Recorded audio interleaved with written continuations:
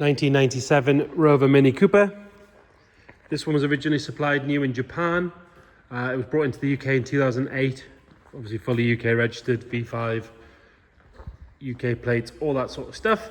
As you can see, it's a later car, so sport pack, arches, and interior, all that sort of stuff. It has been modified slightly, so we've got Revolution 4-spoke alloy wheels. It has, originally it was an injection car. It has been to local specialist Screen and Whites, where it's had about £6,000 spent on it. So it's had a full engine rebuild, converted to carburetors, along with a fast road cam and a few other bits and bobs. If you check the description, we'll detail all of that in there. But in the video, we're going to have a look at the bodywork, the interior, look at the engine bay, get it started up, all that sort of stuff. But like I say, check the description, we'll detail all of the list of stuff we know has been done to it. If we look down this driver's side, you can see it is nice and straight all the way down there. It's not full of filler or ripples or anything like that. There is a little bleb of rust just starting in the corner here, and another one around the indicator. That one will be caused by the screw, and that one will be caused by water getting stuck behind there. The seam itself, which is the important bit, is all lovely and clean on this side. It's got the double Cooper Sport stripe all the way down the side. Like I say, it's got Revolution 4-spoke alloy wheels with, I believe, matching Yokohamas all round. Loads of meat left on those. Really nice, expensive quality alloy wheel in lovely condition. Coming down this side, got a little bit of bubbling starting at the bottom of the door there. The rest of the door all nice and tidy. If we have a look along this ceiling, you can see it's open vent sills. Generally pretty good under there. Nice and tidy. Like I say, a little bit of bubbling in the door, and it's been shut on something with a little crack in the paint there. Yeah, the seam itself here is all good, as is the door shut. The bottom of the doors on the inside are nice. We do have that little bubbling starting there that we mentioned. All the glass on this side nice and clear. It does have these wind deflectors as well. Have a look at the roof while we're up here. Again, lovely and straight. No ripples or dents. Inside the gutters are nice and clean all the way around. Around the top of the screen is all good. We get to the bottom, there is a little bit of bubbling at the bottom of the screen there. Hasn't broken the paint, but it is there. Coming down this driver's side, again, if we look back up, you'll see it is nice and straight all the way up there. Rear quarter, all nice and tidy. Another good wheel and tyre. You can see that subframe mounting section there is all good. Coming round on the back, the chrome on the rear bumper is lovely. No pitting or anything in that. Exhaust, it's nice and straight, lovely and clean. Underneath that bumper is all good. We can have a look at the boot floor from there. Again, although there's a bit of surface rust on things like the doors and stuff, the underside under here, the important bits, all look to be pretty good. We'll have a look inside the boot when we go around later on. Both tail lights on this on the back, nice and bright and clear. All good along that deck lid. You've got a little scab just starting next to this hinge. Around the passenger side hinge is all nice and clean. All good around the top of that screen. Down the driver's side is all good. On the bottom here is nice. A tiny little sort of spider appearing in there. Around the filler cap is all good. Another good wheel and Yokohama tyre. Like I say, matching Yokohamas all around.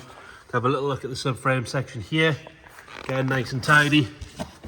If we go along that sill, there's a little bit of road grime, but open vent sills, all nice and solid all the way along there. See, the rest of the floor looks to be pretty good. No real marks to notice on that rear quarter. This door has a little bubble just at the very bottom there, tiny little one.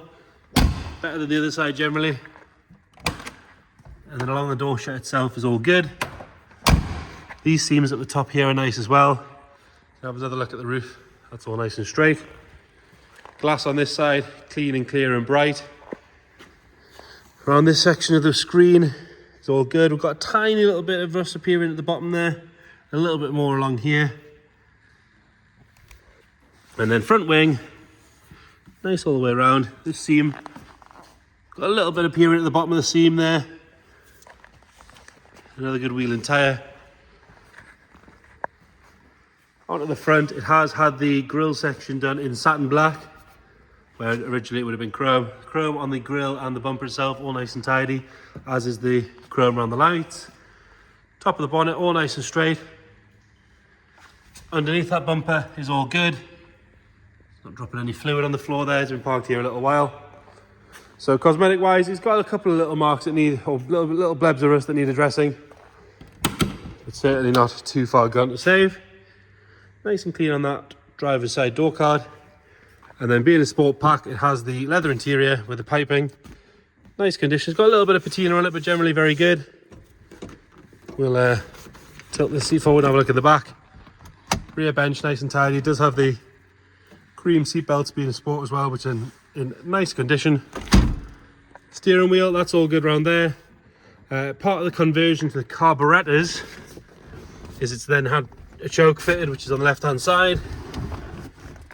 It does have a Sony, what we've got, Sony Blue, is it Bluetooth? It's an MP3, Sony MP3 head unit. There's some speakers on the parcel shelf. This one shows 96,000 kilometers, so just under 60,000 miles. Again, if you check the description, we'll detail what we know about history, things like that. And it has an aluminium finish on the trim with the black surrounds, as opposed to the wood options. We'll pull the bonnet release while we're there. Go around into the boot. Inside of the boot tailgate, all nice and tidy. We've got your toolkit in there.